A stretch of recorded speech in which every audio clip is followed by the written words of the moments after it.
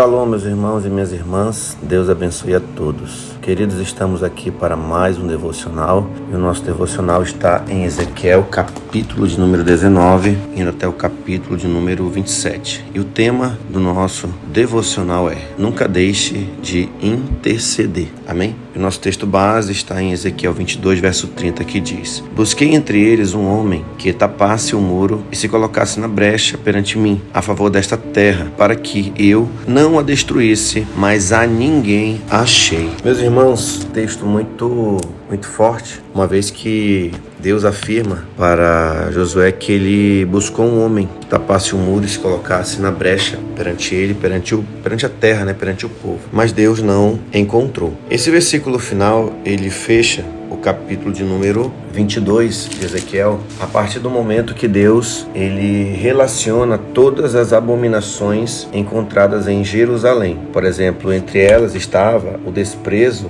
com as coisas santas e a profanação dos sábados do Senhor. Nós temos também outras abominações, por exemplo, derramamento de sangue, homens caluniadores, que se acham no meio para derramar sangue inocente, comerem carnes sacrificadas, cometendo perversidades, pessoas que descobriam a vergonha do seu pai. Aqui é uma menção que existe a relações sexuais ilícitas, pessoas que talvez, filhos que tinham relação com a mulher do pai, por exemplo, ou que foi mulher do pai. Volta a mencionar a questão que abusam da mulher no prazo da sua menstruação, cometem abominação contra a mulher do seu próximo, o homem que não respeita a mulher do próximo, fica flertando, fica desrespeitando.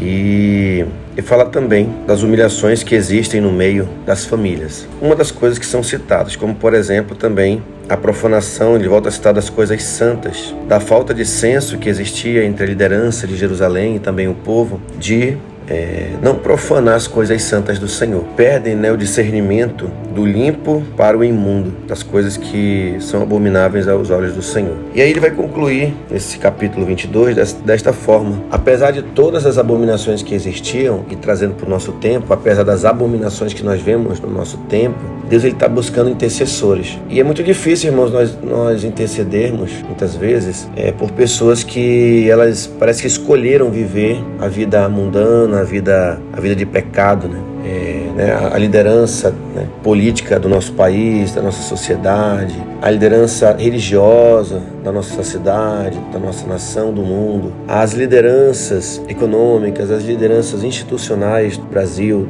até as lideranças jornalísticas. Você vai percebendo que há uma corrupção muito grande, há uma mistura muito grande das coisas sagradas com as coisas impuras. Então, isso é tão importante e perceptível que alguns autores das ciências da religião, eles vão nos alertar que um dos princípios da formulação da religiosidade é ter o discernimento entre o santo e aquilo que é profano. Então aqui há um destaque para isso nesse texto, para essas questões. E aí eu concluo dizendo para você que, apesar de tudo isso que nós estamos vendo, o autor que eu queria falar da ciência da religião é o Mircea Eliade, que fala muito sobre isso, sobre o que compõe as religiões é o santo e o profano, que diferencia a religião, é o santo com relação, fazendo distinção entre o profano. Isso que eu quero dizer, que ele fala do santo e o profano. Pois bem, concluindo aqui, falando para você, apesar de todas essas corrupções que existem na nossa sociedade, os problemas, as devassidões, quando a gente entra nas redes sociais a gente vê coisas absurdas, nós devemos estar intercedendo, chorando, clamando, porque Deus ele está com os olhos atentos, buscando pessoas que possam se posicionar numa vida de intercessão. Como eu falei, não é muito fácil nós estarmos orando, porque já se entregou às vaidades, aos pecados, mas apesar disso, queridos, nós devemos ter um olhar de misericórdia, porque às vezes, queridos, há muita corrupção, a falta de amor, ela nos causa um entorpecimento. A gente já acha normal o mundo ser do jeito que ele é, mas nós não devemos esquecer que Deus não criou o mundo para ser assim. E se nós também precisamos de misericórdia, nós devemos pedir misericórdia também ao Senhor pelo mundo. Aquela história que falam bem assim: eu não vou clamar por misericórdia. Temos que clamar sim. Jesus foi o nosso maior exemplo de alguém que clamou por misericórdia. Lá na cruz, queridos, no pior estado que ele estava, na pior situação, ele ainda falou: por mim e por você, Pai, perdoa-lhes, porque eles não sabem o que fazem. Esse pedido a Deus que Jesus faz naquela cruz é um pedido que ele faz por mim e faz por você. Então aquela história, eu não vou nem falar nada porque eu não quero que sobre nada pra mim. Isso não existe não, queridos. Deus não vai punir porque você tá intercedendo por ninguém não, entendeu? Isso é invenção da cabeça de quem não quer interceder, de quem não quer pagar preço, de quem talvez lá no fundo tá mais magoado, né, com alguém ou por algo do que realmente uma misericórdia. Vamos interceder. O que a gente não pode, infelizmente, é pegar na mão do ser humano e obrigar a pessoa a mudar. Isso aí ninguém pode fazer. Mas eu tô me baseando pelo que